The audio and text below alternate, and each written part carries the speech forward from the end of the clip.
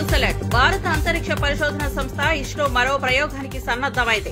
రేపు ఉదయం 5:59 PSLV C61 rocket ద్వారా రీసాట్ 1B ఉపగ్రహాన్ని నింగిలోకి పంపనుంది. ప్రస్తుతం కౌంట్డౌన్ ప్రారంభానికి ముహూర్తం సమీపిస్తోంది. అత్యాధునిక పేలోడ్స్ తో రూపొందించిన ఈ ఉపగ్రహం భారత రక్షణ వ్యవస్థకు కీలకంగా మారనుంది. పర్యవేక్షణ, నిఘా, సముద్ర తీర రక్షణలో రీసాట్ 1B కీలక పాత్ర పోషించనుంది. PSLV మరోసారి తన నమ్మకాన్ని నిలబెట్టనుందని ఇస్రో శాస్త్రవేత్తలు అంచనా వేస్తున్నారు.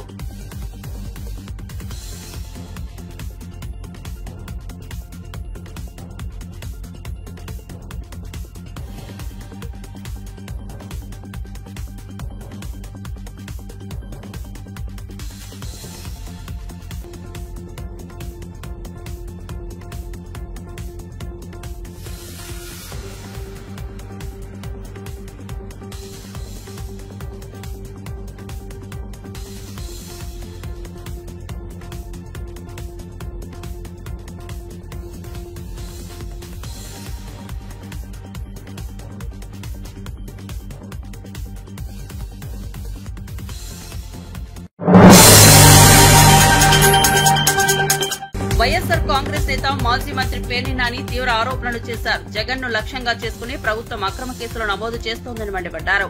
స్కిల్ డెవలప్మెంట్ కేసులో చంద్రబాబు 53 రోజులు జైల్లో ఉన్నారని పేర్కొంటూ ఇప్పుడు జగన్ ను ఏమైనా జైల్లో పెట్టాలని తహతహలాడుతున్నారని అన్నారు. మద్యం కేసు రాజకీయ ప్రేరణతో నడిపిస్తున్న కేసేనని వ్యాఖ్యానించారు. సిట్ ఏర్పాటు చేసి ఎలాంటి ఆధారాలు లేకపోయినా కేసులు బనాయించడం కుట్రలో భాగమేనని నాని పేర్కొన్నారు. ప్రభుత్వం కక్ష సాధింపు చర్యలతో ముందుకెళ్తోందని ఆరోపించారు.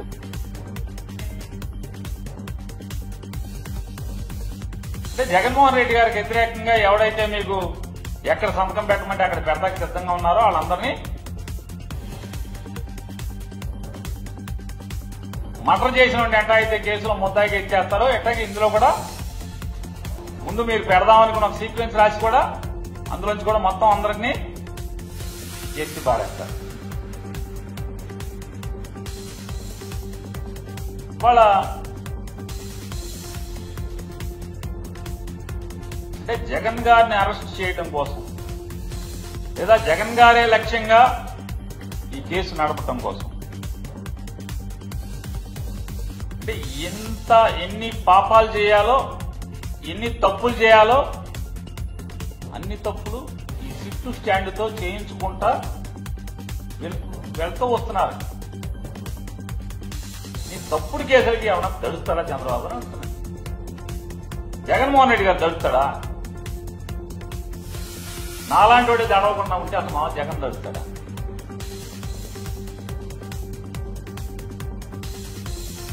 మేము సిద్ధంగా ఉన్నామని చెప్తున్నాం కదా. జెండా మోసే కార్యకర్త దగ్గర నుంచి జగన్మోహన్ రెడ్డి గారి దాకా నువ్వు ఈ రాబోయే ఇంకొక 4 ఏళ్ల 3 ఏళ్ల ఎంతైతే అంత నీ అధికార మదాన్ని ఉపయోగించి ఎన్ని తప్పుడు కేసులు పెట్టుకున్నా జైలుకి వెళ్తాకి సిద్ధంగానే ఉన్నాం. నీ మీద పోరాటం చేయడం సిద్ధంగానే ఉన్నాం తప్పితే వెనక్కి తగ్గేది లేదు, అడుగు తిప్పేది లేదు. చంద్రబాబు నాయుడు గారు ఎవరైనా ఆంధ్రప్రదేశ్ రాష్ట్ర రాజకీయ చరిత్రలో చూసుకుంటే తప్పులకి పాపాలకి లోబర్చుకుంటాకి, ఏమార్చటాకి, తప్పుడు పనులు చేయటాకి, తప్పుడు పనులు చేయించటాకి చరిత్రలో ఏ పేజీ ఎతికినా కూడా చంద్రబాబు నాయుడు గారి పేరే కనపడతే మరి ఏ రాజకీయ నాయకుడి పేరు కనపడదు. అడుగడుగునా ఏం చెప్తూ వచ్చారు మీరు? జగన్మోహన్ రెడ్డి గారి మీద ప్రజల్లో విషం చిమ్మటాకి మీకున్నటువంటి మాధ్యమాలు Eenadu, Andhrajyothy, TV5, ABN, ETV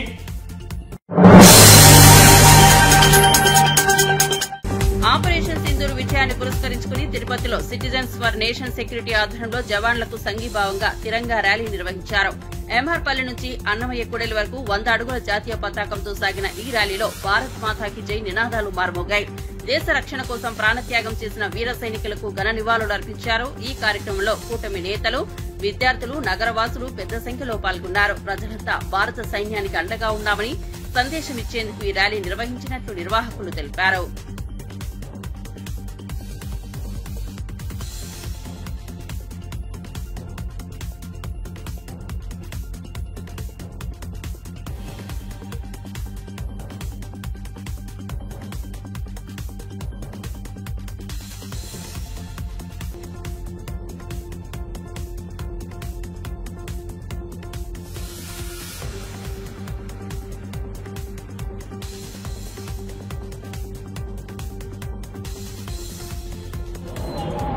భారతమాత నుదుటిన సింధూరాన్ని దిద్ది మేము భారతదేశ రక్షణ కోసం మేమున్నాం, భారతదేశం వైపు కన్నెత్తి చూస్తే కూడా ప్రాణాలని మేము తీస్తామని చెప్పి మన వీర జవాన్లు, మన వీర సైనికులు, నేవీ, ఎయిర్ ఫోర్స్, మిలిటరీ వాళ్ళు మొన్న జరిగినటువంటి ఆపరేషన్ సింధూర్లో అత్యంత వీరోచితంగా పోరాడి కొందరు తమ ప్రాణాలని భారతమాత కోసం పణంగా పెట్టారు.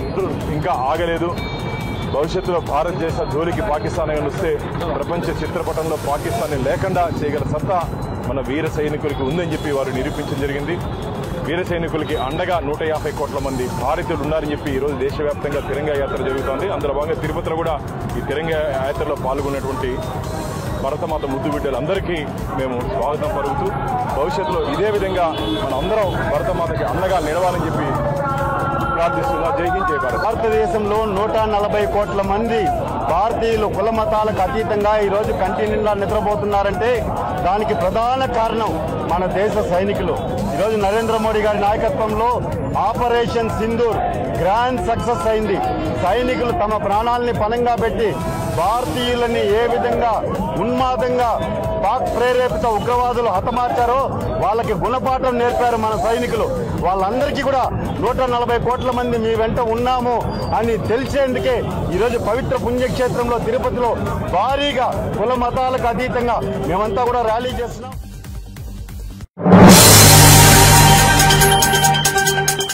తెలంగాణలో మైనార్టీ వర్గాల అభివృద్ధికి కట్టుబడి ఉన్నామని సీఎం రేవంత్ రెడ్డి తెలిపారు. ముస్లింల జనాభాకు అనుగుణంగా సంక్షేమ పథకాల లబ్ధిని అందిస్తామని స్పష్టం చేశారు.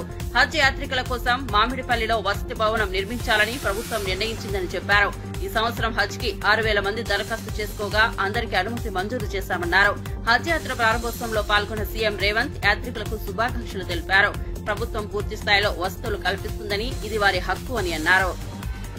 ज़्यादा ही पैसे हम लोग जो गरीब लोग हैं, जो अनएम्प्लॉयड ग्रुप है, उनको एम्प्लॉयमेंट देने के लिए मैं हिसाब किताब बोलूँगा 6,000 में कम से कम 10% को भी।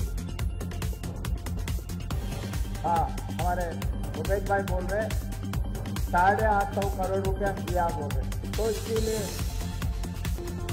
45 कम से कम 50,000 लोगों को 850 करोड़ देने के लिए सरकार ऑलरेडी आप लोगों को मंजूरी दी है। इसीलिए अतर साहब जो 500 बोले 500 से भी ज़्यादा ही ये अतर साहब आपको दावत देना है, क्योंकि अतर साहब पूछे से भी ज़्यादा हम ये अतर साहब दावत तो बाकी है।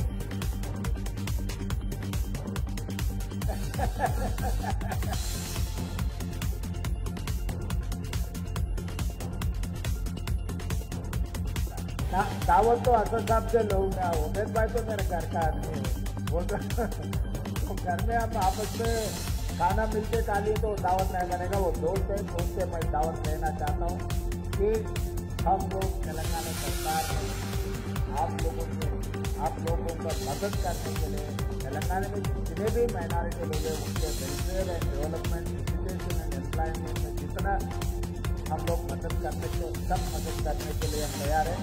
आप लोग अपने मुल्क के लिए दुआ करो, अल्लाह घर पे जा रहे सही सलामत पहुँचो, वहाँ पर आप दुआ करो सब अपने मुल्क के लिए, अपना तेलंगाना राज्य के लिए 4 करोड़ जनता को अच्छा सुकून से रहने के लिए आप दुआ करो।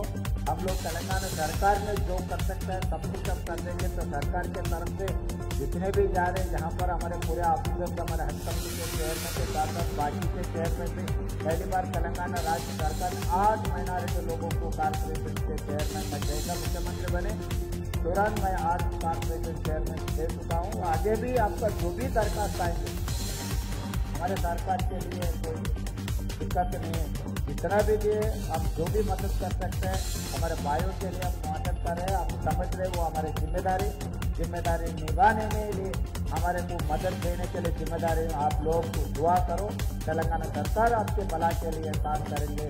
इस मौके पे जितने भी हमारे मजदूर के पार्टी బీఆర్ఎస్ నాయకుడు కేటీఆర్ పై ఫిషరీస్ కార్పొరేషన్ చైర్మన్ మెట్టు సాయి కుమార్ తీవ్ర స్థాయిలో విరుచుకుపడ్డారు. కేటీఆర్ ఆచరణ, ఆలోచన, ప్రవర్తన అన్ని తప్పుదోవలో ఉన్నాయని విమర్శించారు. ప్రజా సమస్యలపై స్పందించాల్సిన బీఆర్ఎస్ నేతలు తన భావోద్వేగాలతో రాజకీయాలను మలుపు తిప్పాలనుకుంటున్నారని ఆరోపించారు. రాష్ట్ర అభివృద్ధికి ఎలాంటి దోహదం లేకుండా విమర్శలకే పరిమితమవుతున్నారని సూటిగా చెప్పారు. ఆత్మవిమర్శ చేసుకోవాలని, ప్రజల సమస్యలపై దృష్టి పెట్టాలని హితవు పలికారు.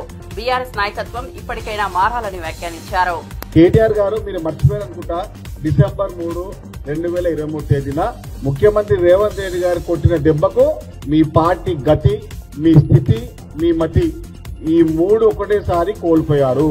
మీ పార్టీ స్థితి, మీ గతి, అందులో ముఖ్యంగా మీ మతి డిసెంబర్ 3వ తేదీన 2023 సంవత్సరంలో కోల్పోయారు. మీరు ఇంకా తీరుకోకపోవడం అంటే అది మీ దురదృష్టము, అది మీ యొక్క అహంకారానికి ప్రతిఫలము. ఇంకా ఎన్ని రోజులు మీరు అబద్ధాలను ప్రచారం చేస్తూ ఉంటారు? ఇంకా అధికారులు ఉన్నారనుకుంటారా? మీరు చూడొచ్చు, ఇందులో స్పష్టంగా వార పాదాలన్నీ వాళ్ళు కడుక్కుంటున్నారు.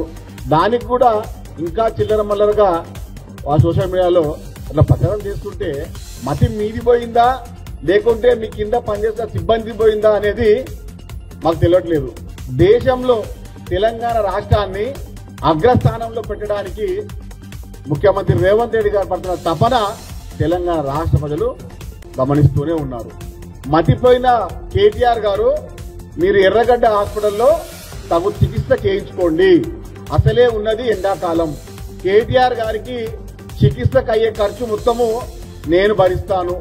కల్వకుంట్ల తారక రామారావు గారి మతి స్థిమితం లేని మాటలు మాట్లాడుతున్నారు కాబట్టి వారు ఎర్రగడ్డ హాస్పిటల్లో తగు చికిత్స చేయడానికి ప్రభుత్వం తరఫున, అదేవిధంగా కాంగ్రెస్ పార్టీ తరఫున కూడా మేము మాకు తోచిన తగు సహాయం చేస్తాము.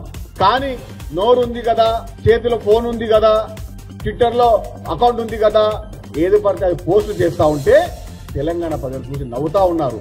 అహంకారానికి ఐడి కార్డు లాగా, దురహంకారానికి ఆధార్ కార్డు లాగా తెలంగాణ రాష్ట్రంలో ఉన్నారంటే. Aryavaishya corporation chairperson Kalva Sujatha BRS నేతలపై తీవ్ర వ్యాఖ్యలు చేశారు. దొరల పాలనలో అహంకారం తలకెక్కిందని, ప్రజలను పట్టించుకోకుండా మాట్లాడుతున్నారని మండిపడ్డారు. పదవులు మర్చిపోయి స్వేచ్ఛను కించపరుస్తూ వ్యవహరిస్తున్న నేతలపై విమర్శలు గుప్పించారు. ప్రజాస్వామ్యంలో ప్రతి ఒక్కరికి అభిప్రాయాన్ని వ్యక్తీకరించే హక్కు ఉందని, అది అపహాస్యానికి గురికావడం తగదని హెచ్చరించారు. బీఆర్ఎస్ నేతలు ప్రజల ఆవేదనకు స్పందించాల్సిన అవసరం ఉందని, ప్రభుత్వ విధానాలపై నిర్మాణాత్మకంగా స్పందించాలని సూచించారు. అహంకారంతో బాధ్యతతో పనిచేయాలని హితవు పలికారు. రామప్ప గుడిలో ప్రపంచ సుందరీమణులంతా దైవ దర్శనానికి, అలాగే భారతదేశ సంస్కృతి, తెలంగాణలో ఉన్నటువంటి సంస్కృతి కట్టుబాట్లు ఇవన్నీ మిళితమై 109 దేశాల నుంచి వచ్చినటువంటి సుందరీమణులు గర్వకారణంగా చెప్పుకోవాలి ఒకందుకు మన దేశంలో, మన రాష్ట్రానికి వచ్చినందుకు. కానీ అది ఎవరికీ కూడా జీర్ణించుకోలేనటువంటి పరిస్థితిలో ఉన్నటువంటి 2 ప్రతిపక్ష పార్టీ. సరే, మీరు జీర్ణించుకోకపోయినా పర్వాలేదు, కానీ వ్యతిరేకించకండి. ఏది చేసినా తప్పు అనే ముందు తప్పులెన్న వాళ్ళు మీ తప్పులు తెలియవా అని నేను అడుగుతున్నా. వచ్చినటువంటి విదేశీ మహిళలకందరికీ కాళ్లు కడుక్కోవడానికి నీళ్లు ఒక ప్లేటు ఇస్తే దాన్ని తప్పు పట్టిండ్రు. అక్కడ వాళ్ళు ఉన్న చోటనే ప్రభుత్వం ఏర్పాటు చేసింది కాళ్లు కడుక్కోవడానికి. వాళ్ళకు పెట్టినటువంటి చెంబులో నీళ్లు తాంబాళంలో కాళ్ళు గడుకోవడానికి పెట్టారు. ఏదో మేమేదో తప్పు చేసేసినాం అన్నట్టు ప్రభుత్వం అధికారికంగా కాళ్ళు గడిగే పని పెట్టింది అని మాట్లాడినటువంటి గొంగడి సునీత గాని, సబితమ్మ గాని, స్రవంతి గాని, వీళ్ళందరినీ నేను అడుగుతున్నా. అక్కడ మరి రామప్ప గుడిలో అందరు పీటల మీద కూర్చొని వాళ్ళ కాళ్ళు గడుక్కొని వెళ్లి దైవ దర్శనానికి వెళ్ళినప్పుడు ఒక్క యువతి మాత్రము తన కాళ్ళు గడుక్కుంటుంటే అది అర్థం కాక, ఏం చేయాలో అర్థం కాక తను చూస్తూ ఉంటే ఒక ఆవిడ వాలంటీర్ గా ఉన్నటువంటి ఆవిడ పొరపాటున తనకు టవల్ అందించింది, కాళ్ల దగ్గరికి ఇచ్చిందో తుడిచిందో సంథింగ్. కానీ ఒకవేళ ప్రభుత్వం అధికారికంగా కాళ్లు కడగడానికి ఆ కార్యక్రమాన్ని పెట్టింటే గనక మీరు చూసినటువంటి విజువల్ లో 32 మందిలో 31 మంది ఎక్కడన్నా కాళ్లు తుడిచే కార్యక్రమాన్ని మీరు చూసారా? అపనిందలేయడం కాదు, పూర్తి స్థాయిలో మాట్లాడితే బాగుంటది, చూస్తే బాగుంటది.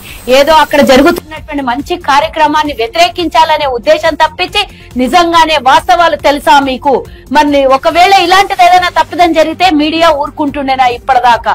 కనీస సంస్కారం లేనటువంటి మీరు మంత్రులు 2 ఉన్నారు అన్నారు.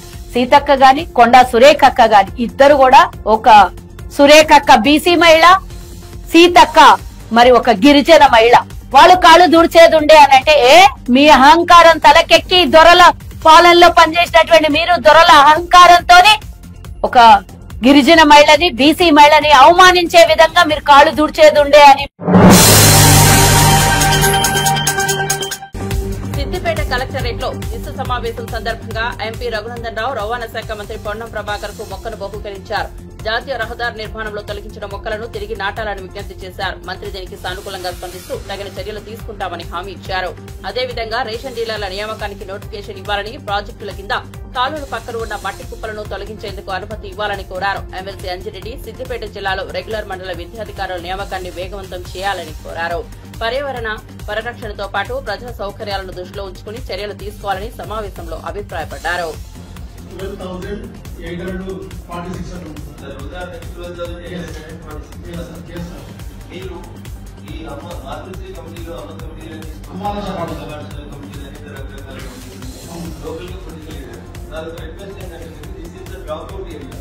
ఈ 12,846 మంది యూనియన్ కాలేజీలలో జాయిన్ అయిన బాధ్యత ఆ హై స్కూల్ హెడ్ మాస్టర్ గారికి, ఆ లోకల్ సర్పంచ్ గారికి, ఆ అమ్మాయి కమిటీ వాళ్ళకి ఇచ్చి ఎవరైనా ఒక అమ్మాయి ఒక అబ్బాయి కాలేజీలో జాయిన్ అయితే తెలిస్తే వాళ్ళు ఇంటికి కౌన్సిలింగ్ చేసి వాళ్ళకు ఉన్నటువంటి ఇబ్బంది రానికి ఇబ్బంది ఇంకేమంటే ఆ లోకల్ ఉండే గౌరవ ప్రజాప్రతినిధి ఏదో ఒక రకంగా no one should be dropped out. ఈ ఎంతమంది 10th పాస్ అయినో అంతమందిని మీరు ఇంటర్మీడియట్ అడ్మిషన్ వచ్చేదాకా ఎవరు చేయాలి? హెడ్ మాస్టర్ గారు, అమ్మాయి పాఠశాల చైర్మన్ గారు, ఈఓ గారు, ఎంఈఓ గారు, ఎస్పీఆర్ ఇక్కడ డ్రాప్ అవుట్ జరిగితే వీళ్ళంటి సోషల్ ఎఫెక్ట్ ఎవరైనా రాస్తారు లేదా పేదరికంతో వీళ్ళు కాలేజీ పోలే పరిస్థితి.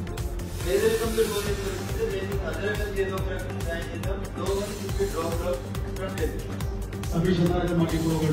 నేషనల్ ఎడ్యుకేషన్ పాలసీ 2020 ప్రారంభంలో కూడా టాస్ అండ్ ఉల్లాస్ అనేటువంటి ప్రోగ్రామ్ చేయడం జరిగింది సార్.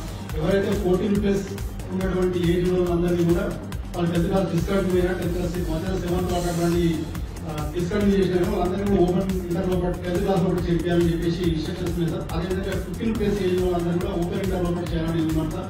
అదేవిధంగా ఎవరైతే 15+ ఏజ్ లో నాన్ రిటైర్డ్ అయితే ఉందో వాళ్ళందరినీ కూడా ఉల్లాస్ యాప్ కూడా అడ్మిషన్ రిజిస్ట్రేషన్ చేసేసి అక్కడ వాలంటీర్ పెట్టేసి ఆ ఊళ్ళో పెట్ట అందరూ క్లాసులు కూడా చేయాలని చెప్పేసి కూడా ఇవన్నీ కూడా సంపూర్ణ అక్షర దిశగా చేయాలని చెప్పేసి కూడా ఇన్స్ట్రక్షన్స్ కూడా ఆ దిశగా నడుస్తుంటారు. తెలంగాణ అంటే పొలిటికల్ ఎవరైతే దేశంలో 100% రాష్ట్రం ఏంటంటే 10 ఏళ్ళ నుంచి రేట్ కేరళ తెలిసి ఇంకొక పొలిటికల్ యాక్టివిటీస్ 10 ఏళ్ళ నుంచి తెలంగాణ జనాలు బాగా చేయాలి. ఇంకా మీరు కాకపోతే మా మంత్రి గారు ఇంకా గైడ్ చేయాల్సింది వస్తారు. విద్య కట్టడంలో వచ్చేసి లేదా మ్యాండేటరీ విశ్వరణ పోటీలకు తెలంగాణ ఎంపిక కావడం గర్వకారణమని ఎంపీ చామల కిరణ్ కుమార్ రెడ్డి వ్యాఖ్యానించారు. దీనిపై బీఆర్ఎస్ చేస్తున్న విమర్శలు అర్ధరహితమని ఆయన ధ్వజమెత్తారు. కోడిగుడ్డు మీద ఈకలు పీకే రాజకీయం బీఆర్ఎస్ చేస్తోందని, కళ్ళు దాకిన కోతి నిప్పుల మీద తొక్కితే ఎలా ఉంటుందో కేటీఆర్ రాజకీయాలు అలా ఉన్నాయని విమర్శించారు. రాష్ట్ర బ్రాండ్ ఇమేజ్ పెంచే ప్రయత్నాన్ని కూడా రాజకీయానికి వాడకండని హితవు పలికారు. రోజు ఒక ఎపిసోడ్, రోజుకో కథ, దీనికి ప్రజలకు అసలు సంబంధమే లేదు. ప్రజా పాలనకు సంబంధం లేదు. ఒక అపోజిషన్ పార్టీ రాజకీయాలలో చేసే కార్యక్రమాలకు వీళ్ళు చేసే కార్యక్రమాలకు అలా అంతరం పొందలేదు. ఎక్కడ ఎవరు ఏం మాట్లాడతారా, ఎక్కడ అక్షరాలు పొల్లు తప్పు మాట్లాడతారా, ఎక్కడ ఎవరన్నా సరే ఎంతో మంది అధికారులు పనిచేస్తుంటారు, కింద స్థాయి వ్యవస్థ పనిచేస్తుంటది. కింది స్థాయి వ్యవస్థలు కూడా అప్పుడప్పుడు వాళ్ళు మానవులే తప్పిదాలు చేస్తుంటారు, ప్రింటింగ్ మిస్టేక్స్ అవుతుంటాయి, ఫ్లెక్సులు పెట్టే కాడ తప్పులు చేస్తుంటారు. కొంతమందికి విఐపీలు వచ్చినప్పుడు అతి ఉత్సాహంతో మిగతా వాళ్ళందరూ చేస్తున్నా ఎవరో ఒకరు ముందుకొచ్చి ఒక చిన్న తప్పిదమో, నిన్న ఈ యొక్క మిస్ వరల్డ్ కాంపిటీషన్ లో వచ్చినటువంటి విదేశీయులు అక్కడికి వెళ్ళినప్పుడు వాళ్ళ టేబుల్స్ వాళ్ళకి వేసి వాళ్ళ టేబుల్స్ మీద వాళ్ళకి వైట్ కర్చీఫ్స్ వేసి కాలు దుట్టుకోవడానికి. సరే ఎవరో ఒకరు మన దగ్గర పనిచేసే వాళ్ళు అతి ఉత్సాహంతో వాళ్ళకి తెలియకనో, ఎందుకంటే అన్ని వ్యవస్థలలో మన బీఆర్ఎస్ పార్టీకి ఉన్నంత తెలివితేటలు అయితే ఉండవు కదా, ఊర్లో వాళ్ళు ఎవరో తెలియకనో వాళ్ళు ఇచ్చినప్పుడు ఎక్కువ మర్యాద చేస్తే ఇంకా మంచి పేరు వస్తుందో ఆలోచనతో ఎవరన్నా ఒకళ్ళు ఖర్చు వాళ్ళ చేతిలోకి వెళ్ళి తీసుకొని కాళ్ళు అద్దుంటారు. దానికి కూడా ఇప్పుడు అర్జెంట్గా రేవంత్ రెడ్డి గారు సమాధానం చెప్పాల్సిన పరిస్థితి వీళ్ళు ఇప్పుడు క్రియేట్ చేసిరు. దాన్ని ఏం తెలుసా, భారతదేశ వ్యాప్తంగా మహిళలకు విలువలేని మహిళల గురించి మాట్లాడే తెలంగాణలో మహిళా ఆత్మగౌరవం ఏమైపోయిందనే సబ్జెక్ట్ తీసుకొచ్చి దీన్ని మళ్ళీ ట్యాగింగ్ ఎవరు చేసిర్రు, సోనియా గాంధీ గారు. పోనీ వీళ్ళు సోషల్ మీడియా వీళ్ళది ఎవరు చూస్తారో చూడరు అని నమ్మకంతో అట్లీస్ట్ కాంగ్రెస్ పార్టీ అధిష్టానానికన్నా చూపించాలని ఇక్కడున్న కాంగ్రెస్ పార్టీ నాయకులను, ఇక్కడ ఉన్నటువంటి కాంగ్రెస్ పార్టీ ముఖ్యమంత్రిని, ఇక్కడ ఉన్నటువంటి ఈ బ్రహ్మాండమైనటువంటి కార్యక్రమం మిస్ వరల్డ్ కాంపిటీషన్ ఇండియాకి రావడమే ఫస్ట్ టైం. అది తెలంగాణకు రావడం గర్వకారణం. దీన్ని ఎట్లా డెంట్ కొడదామన్న ఆలోచనే ఉంది తప్ప దాని గురించి ఇప్పటి వరకు ఇక్కడ సెలెక్ట్ అయినందుకు. ప్రజాస్వామ్యంలో ప్రభుత్వాన్ని ప్రశ్నించే హక్కు అందరికీ ఉందని ఎమ్మెల్యే అనిల్ జాదవ్ అన్నారు. రాములు నాయక్ కోడలికి మార్కులు ఎలా వచ్చాయో ప్రశ్నించిన పాడి కౌశిక్ రెడ్డిపై అక్రమ కేసులు బనాయించడం దుర్మార్గమన్నారు. కాంగ్రెస్ ప్రభుత్వ వైఫల్యాలను ఎత్తి చూపిన వారిపై వేధింపులకు పాల్పడడం అరాచకమన్నారు. ప్రజా సమస్యలపై మౌనం వీడి ప్రశ్నించడమే ప్రజాస్వామ్య బలమని చెప్పారు. నాయకుల కుటుంబ సభ్యులపై ప్రశ్నించలేని పరిస్థితులు సృష్టిస్తే అది ఫ్యాసిజం దిశగా అడుగులు వేయడమేనని హితవు పలికారు. అక్రమ కేసులతో ప్రజాస్వరాన్ని అణిచే ప్రయత్నాలు సరికాదన్నారు. గ్రూపులలో అవగతాలు జరిగినాయి, పేపర్లు సరిగా దిద్దలేదని చెప్పేసి విద్యార్థులే రోడ్డు ఎక్కినటువంటి విషయం అందరికీ తెలుసు. దాని మీద మాట్లాడినటువంటి కౌశిక్ రెడ్డి మీద రాములు నాయక్ తోటి బలవంతంగా, రాములు నాయక్ పెట్టలేదు, ఆయనకు పార్టీ పెద్దలు గాని ముఖ్యమంత్రి గాని బలవంతంగా ఆయనతో కేసు పెట్టడం జరిగింది. మా నాయకుడు కేటీఆర్ గారు మాట్లాడితే కూడా కేసులు, మాజీ మంత్రి అయినటువంటి హరీష్ అన్న మాట్లాడితే కేసులు, అదేవిధంగా మా ఎమ్మెల్యేలు మాట్లాడితే కేసులు. మరి మేము మాట్లాడాలన్న భయం అనిపిస్తుంది, ఎక్కడ కేసు పెడతారో అని చెప్పేసి. ఈ విధంగా ఈ పరిస్థితి ఈ రాష్ట్రంలో ఈ కాంగ్రెస్ పాలనలో జరుగుతూ ఉన్నది. నిన్న ముఖ్యమంత్రి గారు పెద్ద పెద్ద మాటలు మాట్లాడింది. ఏమని, ప్రతిపక్షం బలంగా ఉంటేనే ప్రభుత్వం మంచిగా నడుస్తామని. మేము బలంగా మాట్లాడితేనే కాదు బలంగా కేసులు పెడతా ఉన్నావు. కాబట్టి ఈ విధమైన పరిస్థితి బాగలేదు. దీన్ని మేము పూర్తిగా మా బీఆర్ఎస్ పార్టీ తరఫున ఖండిస్తా ఉన్నాం. ఈ ప్రజాస్వామ్యంలో మాట్లాడే ప్రతి హక్కు అందరికి ఉంటుంది. మాట్లాడినప్పుడు నువ్వు అట్రాసిటీ కేసు పెడతా ఉంటే మరి మాట్లాడేటోళ్ళు కూడా రారు ముందుకు. వేదిక పనిదిగా ఒకటే మేము డిమాండ్ చేస్తా ఉన్నాం. మొట్టమొదటిసారి అయితే ముఖ్యమంత్రి మీద కేసు పెట్టాలి అట్రాసిటీ. ఎందుకు? విదేశాల్లో పై చదువు కొరకు వెళ్ళినటువంటి మా గిరిజన బిడ్డలు 17 మంది స్కాలర్షిప్ అందక రోడ్డు మీద తిరుగుతా ఉన్నారు యుఎస్ లో. అసెంబ్లీ సాక్షిగా నేను మాట్లాడినా, వాళ్ళకి డబ్బులు రిలీజ్ చేయండి, వాళ్ళకి ఆదుకోండి. వాళ్ళు జీతం లెక్క అక్కడ పని చేసుకుందామని పని దొరకలేదు అమెరికాలో. వాళ్ళకి డబ్బులు రిలీజ్ చేయని చెప్తే ఇప్పటివరకు కూడా 17 మంది పిల్లలు అక్కడ రోడ్డు మీద పడ్డరు. రోజు మాకు ఫోన్లు చేస్తూ ఉన్నాం. కాబట్టి ముందుగా ముఖ్యమంత్రి గారే దీని బాధ్యత వహించాలి. కాబట్టి మొట్టమొదటిగా అట్రాసిటీ కేసు ఈ రేవంత్ రెడ్డి గారి మీద పెట్టాలని చెప్పేసి కూడా ఈ సందర్భంగా మేము తెలియజేసుకుంటున్నాం.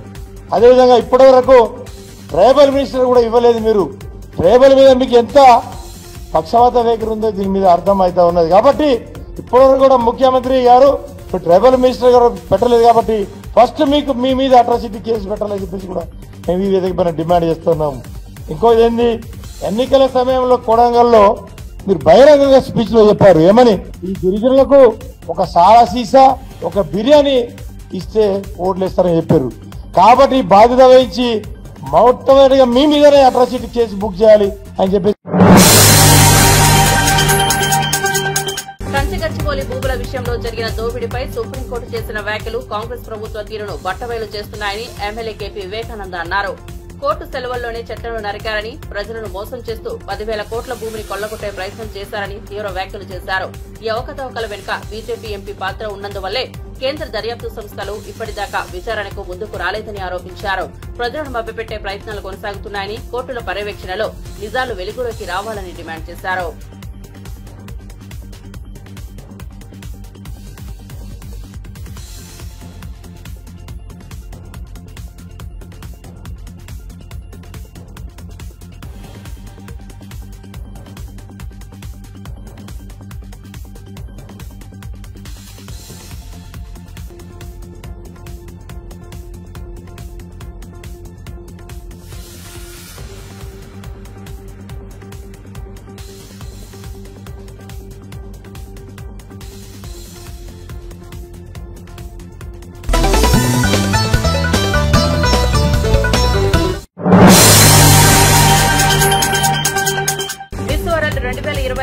కార్యక్రమంలో పాల్గొనేందుకు హైదరాబాద్ కు వచ్చిన ఆంధ్రాల బాములు చారిత్రక ప్రదేశాలతో పాటు ఏఐజీ ఆసుపత్రిని సందర్శించారు.